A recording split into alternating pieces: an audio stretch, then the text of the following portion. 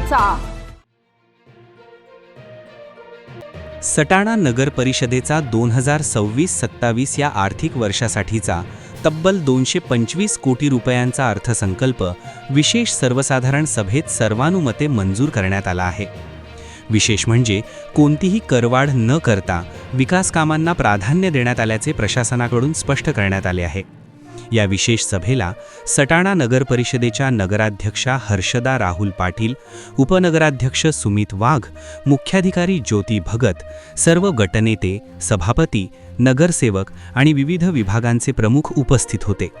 मुख्याधिकारी ज्योती भगत आणि लेखापाल निलेश वाघ यांनी सभागृहासमोर 225 कोटी रुपयांचा अर्थसंकल्प सादर केला. या अर्थसंकल्पात 2,36,153 रुपये इतकी शिल्लक दाखवण्यात आली आहे. सटाणा शहरात लाखो भाविकांच्या उपस्थितीत पार पडणाऱ्या श्री देव मामलेदार यशवंतराव महाराज यात्रासाठी इतिहासात प्रथमच शासनाच्या यात्रा अनुदान योजनेतून तब्बल 1,50,00,000 रुपयांची तरतूद करण्यात आली आहे. या निधीतून पाणीपुरवठा, स्वच्छता, रस्ते दुरुस्ती आणि प्रकाश योजना यांसारखी कामे हाती घेतली जाणार आहेत. याशिवाय सुवर्ण जयंती नगरोत्थान राज्यस्तर योजनेअंतर्गत सटाणा शहरातील मलनिस्सारण व भुयारी गटार प्रकल्पासाठी 100 कोटी रुपयांची मोठी तरतूद करण्यात आली आहे. शहर रस्ते विकासासाठी 5 कोटी, नगर परिषदेच्या नवीन प्रशासकीय इमारतीसाठी 5 कोटी, तर अक्षगंगा आणि आरम नदी तट संवर्धन प्रकल्प अहवालासाठी 50 लाख रुपयांची तरतूद करण्यात आली आहे.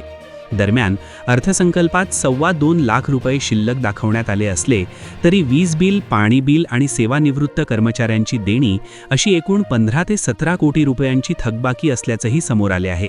त्यामुळे आर्थिक समतोल राखत विकास कामे राबविण्याचे मोठे आव्हान प्रशासनासमोर उभे ठाकले आहे.